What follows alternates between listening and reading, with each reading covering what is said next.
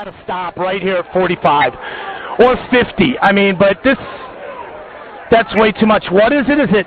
Is it 75 then or what? What'd you say it was 1050 something?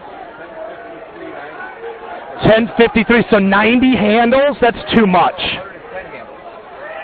Right. That's way too much. 4 even bid here now, guys. 40. You're talking about 1,000 Dow points. You know, it's just too much. 13 even bid here now. Once again, I'm at 13 even bid now. 13 out. Sorry, trading right now. All right, guys. Sorry about that. There's nothing I can do about that, guys. Once again, on it for you here in a big way. Paper came in. Huge paper sellers coming through here, guys. We got fast market up on the boards here once again. We have seen some big paper sellers coming in. It all started out up above around 38 even here now, guys. Talking about 25 handles of solid sell-side activity here, guys. They have just peased the limit down, and the S&Ps would be 1053 even. So we still have a solid 60 handles of range left. Here they come to sell them again. 9 halves trade night, 20 straight night, even straight here now, guys. 8 halves are trading as well. Once again, guys, we are big time even bid here now, guys. 72 even offer, 68 even trading. So, my comment is that May 6th, 2010 will be remembered as a day that lived in infamy. It's the first domestic financial terrorist attack, unequivocal. There's been a few before that where there was some question as to whether that was really an actual domestic financial terrorist attack. But this is the first unequivocal domestic financial terrorist attack in American history, May 6, 2010. This is a market attack, financial weapons of mass destruction, and basically now we can break it down into its component parts, and we can see quite clearly what's happening. We know that on the floor of the New York Stock Exchange, 70% of the volume is what's called program trading. This is computer trading. Computers trading with each other per algorithms, per programs that are fed into the computer in advance. They trade with themselves. So computers are buying and selling with other computers. It takes up 70% of the volume. Now, of that 70% of volume, whether that's program trading or high-frequency trading or flash trading, a preponderant majority of that action is conducted by Goldman Sachs and J.P. Morgan and 2 or 3 other banks in New York.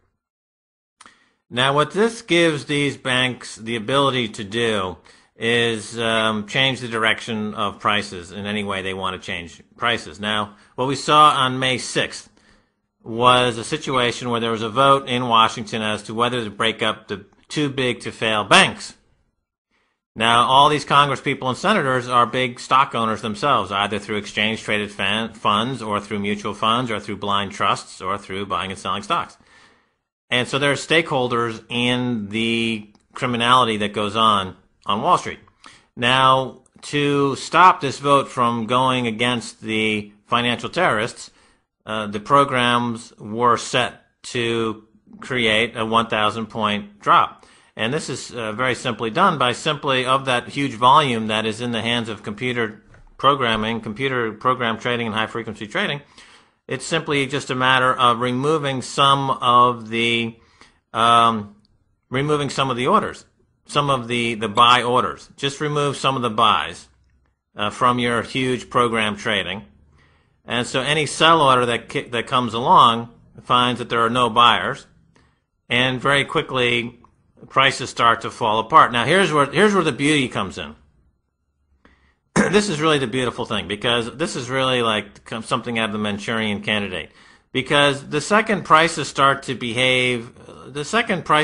go down, then you've got an army of 100,000 or more day traders who watch Jim Cramer on CNBC or who follow Joe Wiesenthal over there at Insider start to follow the prices down by submitting their own sell orders.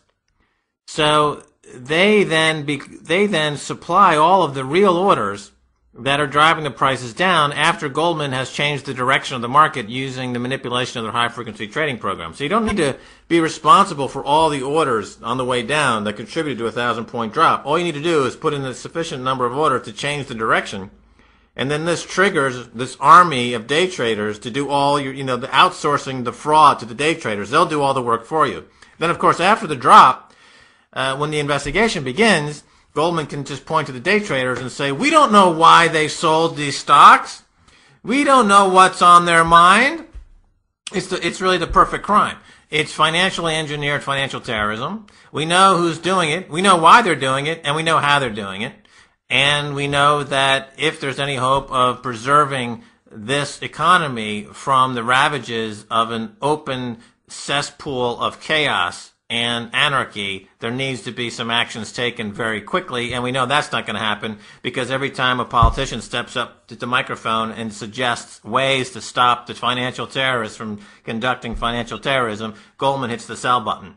And of course, after in Congress, they voted not to break up the big banks.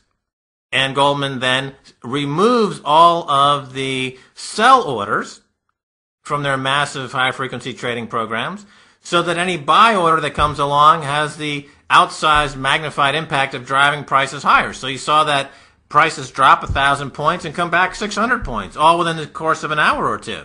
That was engineered to produce a political outcome to keep the terrorists in control of these markets. It's the first example of unambiguous, uncontested, domestic financial terrorist attack. Basically, Lloyd Blankfein is the Timothy McVeigh of Wall Street, essentially.